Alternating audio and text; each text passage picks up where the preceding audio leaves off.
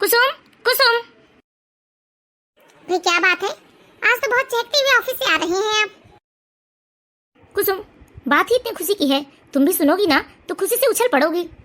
अच्छा, फिर बताइए हमें ऐसी कौन सी खुशखबरी है जिसे सुनने के बाद मैं उछल पड़ूंगी। कुसुम, बाबूजी का फोन आया था। क्या? बाबूजी का फोन आया था? आप सच कह रहे हैं विराट? हाँ कुसुम, मैं बिल्कुल सच कह रहा हूँ।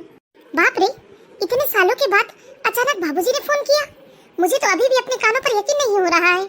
कहा था ना मैंने कि तुम भी सुनोगी तो खुशी से उछल पड़ोगी। हाँ, मुझे सुनकर सच में बहुत खुशी हुई, लेकिन हैरानी भी बहुत हो रही है कि 7 साल बाद बाबूजी को अचानक हमारी याद कैसे आ गई। क्या माँ जी ने भी आपसे बात किया? हाँ कुसुम, माँ ने भी मुझसे बात किया, वह भी बहुत खुश थी मुझसे बात करके। क्या कहा बाबूजी ने फोन में? कुसुम, बाबूजी कह रहे थे कि हम सब कुछ छोड़कर गांव आ जाए। क्या? ये क्या कह रहे हैं आप? बाबूजी ने कहा कि हम सब कुछ छोड़-छाड़ कर गांव चले जाएं? हाँ कुसुम। फिर आपने क्या कहा बाबूजी से? अरे मैं क्या कहता, मुझे तो कुछ समझ में ही नहीं आ रहा था। वैसे भी इतने सालों बाद बाबूजी की आवाज सुनकर मेरी तो खुशी का ठिकाना नहीं था। मैं तो बस उनकी सारी बातें बस चुपचाप सुन रहा था, मैंने कोई प्रतिक्रिया दी ही नहीं। क्या? आपने कुछ नहीं कहा? जब बाबूजी ने अपनी सारी बात खत्म की तब मैंने कहा उनसे कि हम लोगों का वहाँ आना थोड़ा मुश्किल है, तो आप लोग ही यहाँ आकर हमारे पास शहर में रहिए। तो माँ और बाबूजी कह रहे थे कि वो लोग गांव नहीं छोड़ेंगे, वह अपनी जिंदगी की आखिरी सांसें गांव में ही गिनना चाहते हैं। आप क्या चाहते हैं? मैं क्या करूं, मुझे कुछ समझ में नहीं आ रहा है। मैंने बाबूजी को समझाने की कोशिश की कि शहर में इतनी सारी सुख सुविधाएं हैं, उसे छोड़कर वो गांव में क्यों रहना चाहते हैं।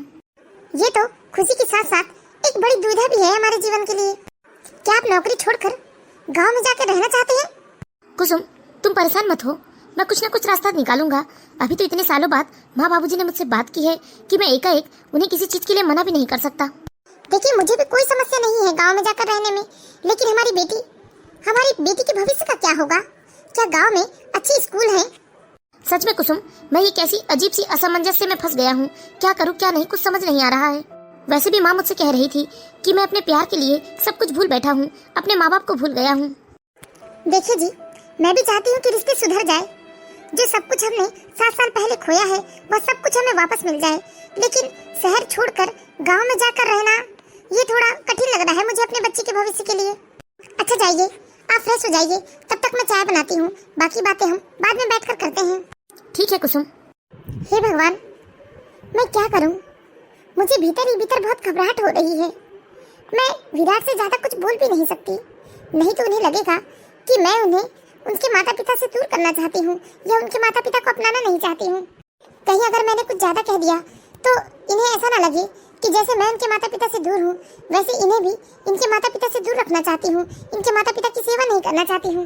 विराट को अभी तो पिछले 7 सालों से सब कुछ अकेला ही संभालना पड़ रहा है। धीरे धीरे करके हमने अपनी गृहस्थी संवारी है और ऐसे सवरी हुई गृहस्थी को अचानक से ऐसे जस का तस छोड़कर हम गाँव जाकर कैसे रह सकते हैं? मुझे ये कुछ उचित नहीं लग रहा है और समझ में नहीं आ रहा है कि बाबूजी इतने तीखे और तेज मिजाज के इंसान हैं, अचानक 7 साल बाद उन्हें बेटे बहू की याद कैसे आ गई? जी जी बाबूजी। विराट, क्या फिर से बाबूजी का फोन आया है? जी बाबूजी। बेटा, अब जो हो गया सो हो गया, हम तुम्हारे बिना नहीं रह सकते। तुम सब छोड़ छाड़ कर यहाँ गांव वापस आ जाओ बेटा। बहू और मेरी पोती को भी ले आओ। मेरी पोती तो 2 साल की हो गई होगी। और बताओ ना, अभी तक मैंने अपनी पोती को भी नहीं देखा। पिताजी, वो सब तो ठीक है पिताजी, लेकिन सब कुछ छोड़कर मैं गांव आकर कैसे रह सकता हूँ? मेरा मतलब कि यहाँ मेरी लगी लगाई नौकरी है, मेरी गृहस्थी है, मैं कैसे एकाएक सब कुछ छोड़ दूँ और फिर मैं गाँव आकर क्या करूँगा पिताजी? अरे बेटा, तू इतनी चिंता क्यों करता है? तेरे पिता की करोड़ों की संपत्ति है और तू अपने पिता का इकलौता बेटा है, तुझे किस बात की चिंता है? ला दो जी, फोन मुझे दो, मैं बात करूंगी। विराट बेटा, अरे तुम क्यों इतनी चिंता करते हो? तुम्हें चिंता करने की जरूरत ही नहीं है। तुम लोग बस यहाँ गांव आ जाओ और आराम से बैठकर खाओ। तुम्हारे माता पिता के पास इतनी संपत्ति है कि तुम आराम से बैठकर खाओगे ना, तब भी ये संपत्ति खत्म ना होगी। और फिर तुम्हारे पापा की पेंशन के रुपए भी तो आते हैं ना, उससे आराम से घर खर्च चल जाएगा। पिताजी, वो सब ठीक है, मानता हूँ कि संपत्ति भी है, आपका पेंशन भी है, लेकिन इस तरह मैं कैसे आराम से बैठकर घर में रह सकता हूँ? अरे बेटा, तू चिंता क्यों करता है? तू यहाँ पर कोई भी दुकान डाल लेना, इस बहाने हमारा पूरा परिवार एक साथ रहेगा, सब लोग हंसी खुशी से रहेंगे। ठीक है माँ, मैं शाम तक जवाब देता हूँ। देख बेटा, अपने माँ बाप को अपने प्यार की खातिर छोड़ना मत।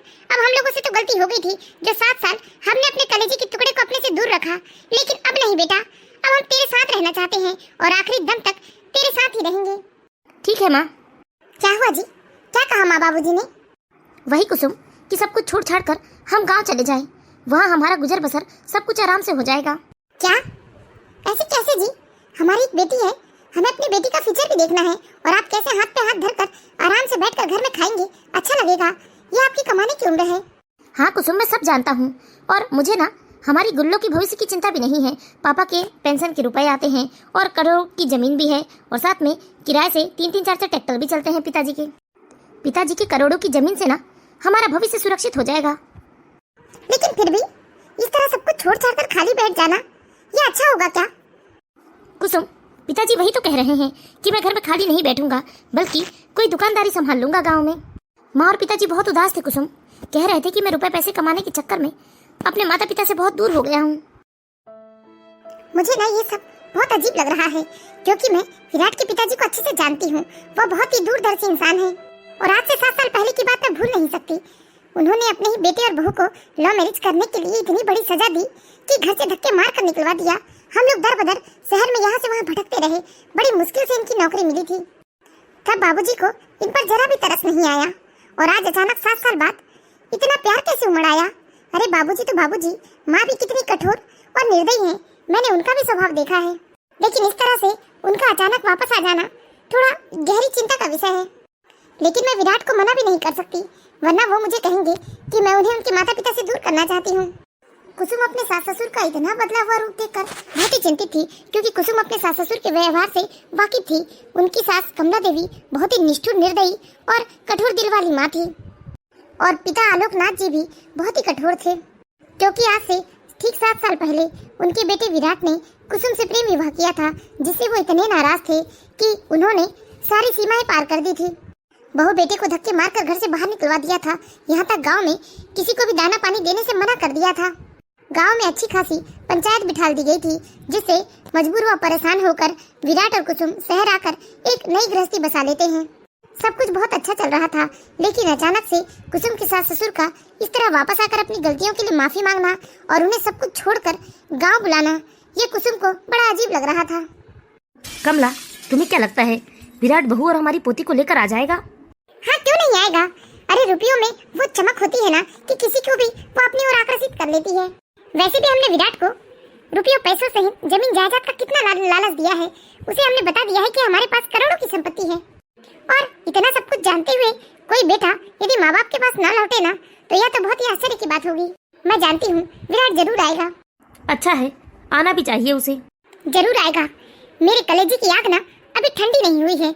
जब तक उस बदतमीज कलमुही और बेशरम लड़की को उसके किए की सजा न दे दूं ना, तब तक मेरे कलेजे को ठंडक न लगेगी। रुपए पैसे का लालच देखकर हम अपने बेटे बहू को यहाँ बुला तो रहे हैं, लेकिन उनसे लाड़ दुलार करने नहीं, बल्कि उन लोगों को उनके किए की सजा देने, उन्हें अपना गुलाम बनाकर रखने के लिए। मैं विराट की अकड़ को तोड़ना चाहता हूँ, जो उस 2 टके की लड़की के लिए वो हमारे करोड़ों की संपत्ति में लात मारकर शहर चला गया और 7 साल में उसने एक बार भी हम लोगों की तरफ मुड़कर नहीं देखा। हमारा विराट बिल्कुल भी ऐसा नहीं था जी। उस निकम्मी लड़की ने ही ना हमारे बेटे को पट्टी पढ़ाई, जिस कारण हमारा बेटा हमें छोड़कर चला गया। इसकी सजा तो उन दोनों को जरूर मिलेगी। वैसे भी मुझे नहीं चाहिए ऐसे बेटे जो अपनी पसंद और अपने प्यार के चक्कर में माँ बाप को छोड़कर शहर चले जाए। हाँ कमला, सजा तो मैं भी देना चाहता हूँ, वो भी ऐसी सजा कि ऐसा ठोकर लगे उन्हें कि दोबारा वो अपने पैरों पर खड़ा न हो पाए। और ये आर्थिक ठोकर तो मैं उसे जरूर देकर रहूंगा, उसे सबक सिखाऊंगा। अरे रुपयों पैसों का लालच दिलाकर यदि एक बार हम लोगों ने उन्हें सब कुछ छोड़ छाड़ कर गाँव आने पर मजबूर कर दिया ना, तो हम अपने बेटे बहू को अपने पास रखकर उन्हें अपना गुलाम बना लेंगे, अपनी सेवा करवाएंगे उनसे। और एक बार हमारा बेटा अपनी नौकरी छोड़कर अपनी गृहस्थी उजाड़ कर गाँव आ गया ना, तो यहाँ से निकलना इतना आसान नहीं होगा। इधर विराट के माता पिता कुसुम और विराट के लिए एक नई साजिश बन रहे थे और उधर विराट को लगने लगा था कि सच में उसने गलती कर दी। अपने माता पिता के प्रति उसने कोई फर्ज नहीं निभाए। अंदर ही अंदर विराट को यह दुख खाया जा रहा था और कुसुम को विराट का यह दुख देखकर नहीं हो रहा था। इसीलिए कुसुम ने ना चाहते हुए भी गांव जाने के लिए अपनी हामी भर दी थी। जैसे ही कुसुम ने गांव जाने के लिए अपनी हामी भरी, तो दूसरे ही दिन विराट ने अपने माता पिता को फोन करके बता दिया कि वह सब कुछ छोड़ छाड़ कर गाँव आने को तैयार है। कुसुम ने सिर्फ अपने पति की खुशी के लिए गांव जाने के लिए हाँ कह दिया था, लेकिन कुसुम बहुत ही अनमनी सी हो गई थी। साथ ही वह अपनी बेटी गुल्लू के भविष्य को लेकर काफी चिंतित हो उठी थी। कुसुम पति की खुशी के लिए यह सब चीज कर रही थी, क्योंकि विराट को तो अपने माता पिता पर भरोसा हो चला था, क्योंकि विराट के पिता ने विराट से कह दिया था कि विराट की बेटी की भविष्य की चिंता विराट और उसकी माँ न करे, बल्कि उसके दादा दादी करेंगे। विराट दूसरे ही दिन गांव जाने की सारी तैयारी कर लेता है, टिकट बुक कर देता है और दोपहर की ट्रेन से बैठकर विराट अपनी पत्नी और बेटी सहित गांव के लिए निकल जाता है। करीब 7 घंटे का रास्ता तय करने के बाद आखिरकार विराट अपने जन्मभूमि अपने गांव चंदनपुर पहुंच जाता है। विराट के पिताजी, कहाँ गए विराट के पिताजी? देखिए हमारे बेटी बहू आ गए हैं। सच में बेटा, आंखें तरस गई थी तुम्हें देखने के लिए। प्रणाम माँ जी। बेटा, क्या तुझे मेरी याद नहीं आई? एक बार भी तूने अपनी माँ से बात करने की कोशिश नहीं की? ऐसी बात नहीं है माँ, मुझे तो हमेशा आप लोगों की याद आती थी, लेकिन क्या करूँ, मैं मजबूर था। मैंने आप लोगों का गुस्सा देखा था, इसलिए डरता था मैं। अरे पागल, माँ बाप चाहे कितना भी गुस्सा क्यों ना दिखा ले, लेकिन अपने बच्चों से वो हमेशा प्यार करते हैं। आ बेटा आ, अपनी माँ के गले लग जा बेटा। पूरे 7 साल बाद मैं अपने कलेजे के टुकड़े को देख रही हूँ। अरे बेटा, सारा प्यार का माँ पे ही लुटा दोगे और पिताजी के लिए कुछ नहीं बचाओगे। प्रणाम पिताजी, खुश रहो बेटा। तो ये है हमारी गुल्लो। लाओ बहू, गुल्लो को मेरी गोद में दो। जी माँ जी। गुल्लो, पहचाना हमें? तुम भी कमला, ये इतनी सी बच्ची जो हमें पहली बार देख रही है, वो क्या पहचानेगी हमें? लेकिन अब पहचानेगी क्यों गुल्लू बेटा? हम आपके दादा दादी हैं और अब आप हम लोगों के साथ यहीं रहेंगी। बहू, सामान चलो अपने कमरे में जमा लो तुम अपने हिसाब से। जी माँ जी। सच में एक बार फिर से हमारा पूरा परिवार एक साथ एक छत के नीचे है, ये तो बहुत ही खुशी की बात है। आज ऐसा लग रहा है जैसे मैं सच में जिंदा हूँ। माँ जी, आप लोग बैठिए ना, मैं सबके लिए गर्मा गर्म चाय बना कर लाती हूँ। अरे बहू, देखना मैंने भी तो चाय पानी नहीं पूछा। तुम लोग इतने दूर के सफर से आ रहे हो, थक गए होंगे। चलो बैठो, मैं ही बना देती हूँ। अरे नहीं माँ जी, मेरे होते हुए आप चूल्हा चौका करेंगे, अच्छा नहीं लगेगा ना। आप लोग बैठिए, मैं बनाती हूँ। ठीक है बेटा। बच्चा, दादाजी कहो दादाजी। नहीं जी, पहले वो दादी जी कहेगी। आज इतने सालों के बाद अपने माता पिता को इतना खुश देखकर और अपने बच्चे के साथ इस तरह खेलता देखकर विराट का मन गदगद हो जाता है। शुरू में तो सब कुछ बहुत अच्छे से चलता है, सब लोग हंसी खुशी से एक ही घर में रह रहे थे। जैसे जैसे समय बीतता गया, वैसे वैसे विराट के माता पिता के व्यवहार में बदलाव आना शुरू हो गए। धीरे धीरे 3 महीने का समय बीत जाता है और 3 महीने के बाद विराट अपने पिता से दुकान खोलने वाली बात कहता है। पिताजी, वो दुकान वाली बात? हाँ बेटा, मैं भूला नहीं हूँ। और हमारी जो दुकान मार्केट में किराए पे चल रही थी ना, उसमें से मैंने एक चाल खाली करवा लिया है। वहाँ पर तुम्हें अपने हिसाब से जो भी दुकान जमाना हो तुम जमा सकते हो। हाँ पिताजी, मैं मोबाइल गैलरी खोल लेता हूँ वहाँ पर, और साथ में लैपटॉप, टीवी जैसे इलेक्ट्रॉनिक चीजों की रिपेयरिंग का भी खोल लूंगा। ये काम तो वैसे भी मुझे आते ही हैं। ठीक है बेटा, तुम जो भी निर्णय लो सोच समझ कर लेना, क्योंकि हमने पाई रुपए जोड़ करके आज ये अपनी संपत्ति बनाई है। हमारे रुपए ऐसे व्यर्थ में नहीं जाने चाहिए। ठीक है पिताजी। हमें गांव आए पूरे 7 महीने हो गए। आप बताइए, आपकी दुकान कैसी चल रही है? हाँ कुसुम, दुकान तो ठीक ठाक ही चल रही है, लेकिन तुम्हारे चेहरे में उदासी, क्या तुम्हें यहाँ अच्छा नहीं लगता? ऐसी बात नहीं है जी। वो क्या कुसुम? मुझे कभी कभी माँ जी का स्वभाव ना बिल्कुल अच्छा नहीं लगता। किसी भी चीज के लिए माँ जी एकदम मुंह पर टोक देती है। मुझे बहुत अजीब लगता है उनका इस तरह से टोकना। मैं जानती हूँ कि अनाज ऐसे ही वेस्ट नहीं करना चाहिए, मैं तो बल्कि सबके हिसाब से ही बनाती हूँ, लेकिन कभी एक रोटी भी बच जाए तो माँ जी मुझ पर भड़क जाती हैं। कहती हैं कि तुम्हारे पति की कमाई नहीं है, मुफ्त की नहीं है, और न जाने क्या क्या कह बैठती हैं। कुसुम, तुम तो माँ के स्वभाव को जानती ही हो ना, माँ दिल की बुरी नहीं है। हाँ जी, इसलिए तो इतने दिनों तक मैंने आपको कभी कुछ नहीं बताया, लेकिन कभी कभी ना मुझे बहुत ज्यादा बुरा लग जाता है, कभी कभी सहन नहीं होता। अच्छा कोई बात नहीं, देखना धीरे धीरे सब कुछ ठीक हो जाएगा और माँ का स्वभाव भी बदल जाएगा। ठीक है जी। माँ जी, राशन खत्म हो चुका है। हैं? ऐसे कैसे राशन खत्म हो गया? अभी तो मुश्किल से 25 दिन ही बीते हैं। मैं तो 2-2, 3-3 महीने राशन चला लिया करती थी। ऐसे कैसे तुम इतना राशन खत्म करती हो? लगता है तुम भूल गई हो बहू, याद दिलाना पड़ेगा। ये मेरे पति की मेहनत की कमाई है, तुम यूं ही बर्बाद नहीं कर सकती। माँ जी, मैंने इनसे बता दिया है, शाम को जब ये दुकान बढ़ाकर घर आएंगे तो राशन लेते हुए आएंगे। तो क्या राशन मुफ्त में मिलता है जो विराट दुकान से फोकट में उठा कर ले आएगा? अरे रुपए लगते हैं रुपए, और ये सारे रुपए ना मेरे पति की खून पसीने की मेहनत की कमाई के रुपए हैं। तुम लोगों को ना मुफ्त की खाने की आदत हो गई है। बेकार में बैठे बैठे रोटी तोड़ते रहती हो और मनमाना खर्च करती हो। बहू, आज 25 तारीख है और आज जो विराट राशन लेकर आ रहा है ना, वह राशन पूरे अगले महीने की 25 तारीख तक चलना चाहिए। और यदि तुम ऐसा नहीं कर पाती हो तो रसोई की सारी जिम्मेदारी मैं अपने हाथों में ले लूंगी। अपने हाथों में लेने से मतलब ये नहीं है कि मैं रसोई का काम करूंगी। सिर्फ रसोई का जो भी राशन का सामान है वह मेरे कमरे में, मेरी तिजोरी में होगा। और तुम्हें जो भी चीजों की जरूरत होगी ना, तुम मुझसे आकर मांगोगी। ठीक है माँ जी। क्या जमाना आ गया है भगवान। जिस राशन को मैं 100 से 120 दिन चला लिया करती थी, इसी राशन को मेरी बहू 30 दिन के पहले ही खत्म कर देती है। कितना कुछ सुना दिया माँ जी ने मुझे। माँ जी ये बात क्यों भूल गई हैं कि पहले इस घर में सिर्फ 2 लोग हुआ करते थे, लेकिन अब 5 लोग रहते हैं, तो राशन भी तो 5 लोगों के हिसाब से ही लगेगा ना। अब तो ये रोज का हो गया था। कुसुम की सास हर रोज कुसुम को ताने देती और कहती कि कुसुम मुफ्त की रोटी तोड़ रही है। कुसुम को ये सब जरा भी अच्छा नहीं लगता, लेकिन कुसुम यही सोचकर चुप रह जाती है कि वह इस परिवार को दोबारा बिखरने नहीं देगी। लेकिन एक दिन तो कमला जी ने हद ही कर दी थी। असल में कमला जी के दरवाजे पर एक भिखारी आया था जो कह रहा था कि वो कई दिनों का भूखा है, तो उसे बस कमला जी की बहू यानी कि कुसुम ने एक रोटी दे दी थी। उस रोटी के लिए कमला जी ने घर में इतना तूफान मचा दिया कि सारा परिवार इकट्ठा हो गया। लो दादा, घर में एक ही रोटी बची थी। अगर ज्यादा होती तो मैं आपको कम से कम 2 रोटी तो देती। खुश रहो बिटिया, भगवान तुम्हारा हमेशा भला करे। तुम्हारी इतनी हिम्मत, तुमने बिना पूछे उस भिखारी को रोटी दे दी। वो भिखारी क्या तुम्हारा बाप लगता है? माँ, ये कौन सा तरीका है बात करने का? अरे बेटा, तो कुछ नहीं जानता। तेरे पापा की मेहनत की कमाई ना तेरी बीवी ऐसे ही उड़ा रही है। माँ जी ये क्या कह रही हैं आप? अरे मैंने बेचारे उस भूखे को एक रोटी ही तो दी है। मैंने कौन सी आप लोगों की कमाई उड़ा दी? हाँ माँ, एक रोटी ही तो दी है ना कुसुम ने। देख बेटा, अब तुम तो कोई काम धाम करते नहीं हो, हमें ये सब कुछ संभालना पड़ रहा है, तो तुम लोगों को ना जरा संभल कर रहना चाहिए और हम लोगों की सारी बात माननी चाहिए। और अपनी पत्नी को समझाओ, जरा हाथ बांध कर काम करना सीख ले। ये क्या दोनों हाथों से लुटाई जा रही है? माँ, ये क्या कह रही हैं आप? मैं अभी पिताजी के पास जाता हूँ और उनसे ही बात करता हूँ। जिसके पास जाना है जा बेटा, मैंने कोई गलत बात नहीं कही है। अरे मेरे पति की मेहनत की कमाई को मैं ऐसे उड़ाने दूंगी? एक तो तुम लोग यहाँ मुफ्त में बैठकर खा रहे हो, उसमें भी तुमको संतोष नहीं तो दूसरों को भी खिला रहे हो। अपनी माँ की बात सुनकर विराट दंग रह जाता है और वह गुस्से में अपने पिताजी के पास जाता है। पिताजी, पिताजी। अरे क्या हुआ बेटा, इतना गरज क्यों रहा है? पिताजी, आपने हमें क्या कहकर यहाँ बुलाया था? यही ना कि आप हमारा सारा खर्चा उठाएंगे, हमें बस आप लोगों के साथ रहना है और आप लोगों की सेवा करनी है। लेकिन ये क्या माँ, ये सब क्या बोल रही है? तो बेटा, तुम्हारी माँ सही तो बोल रही है ना। तुम कुछ कमाते धमाते हो नहीं, अभी तुम्हारी दुकान भी इतनी ज्यादा चलती नहीं है, तो तुम्हें जरा तमीज से रहना होगा।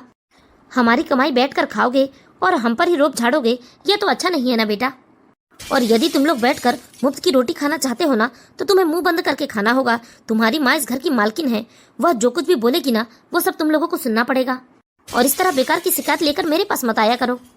अपने पिता की बात सुनकर तो विराट के जैसे पैरों तले से जमीन ही खिसक गई थी।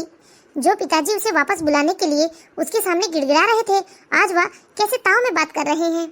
वैसे भी बेटा, हमारे मरने के बाद तो हमारी संपत्ति तुम ही हड़प लोगे, तो हमारे जीते जी अगर तुम हमारे 2-4 गालियां सुन भी लोगे या हमारी 2-4 बातें सुन लोगे तो कौन सी तुम भूल जाओगे।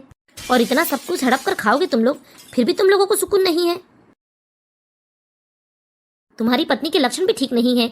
देखो कैसे ताव दिखा कर गई है वो मेरे सामने से। जरा उसे भी समझा दो कि वो मुफ्त की रोटी खा रही है, तो इतना ताव ना उसका कोई बर्दाश्त नहीं करने वाला है यहाँ।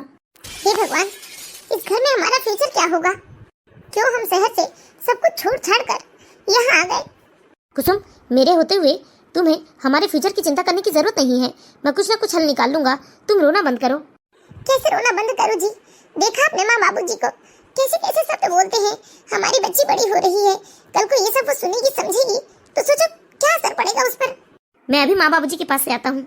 विराट के माता पिता को लगा कि विराट और कुसुम अब अपने कमरे में जा चुके हैं, वह बाहर नहीं आएंगे, इसलिए वह दोनों बिंदास तरीके से एक दूसरे से बात करने में लगे थे।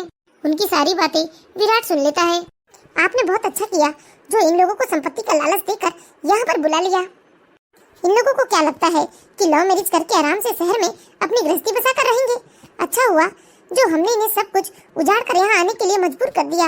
अब यह लोग हम पर ही आश्रित हो गए हैं और अब ये कहीं जा भी नहीं सकते। अरे भाग्यवान, जाएंगे भी कहाँ? वैसे भी विराट को ना अब मुफ्त में बैठकर खाने की आदत हो गई है, अब तो उससे कोई काम धाम होगा नहीं।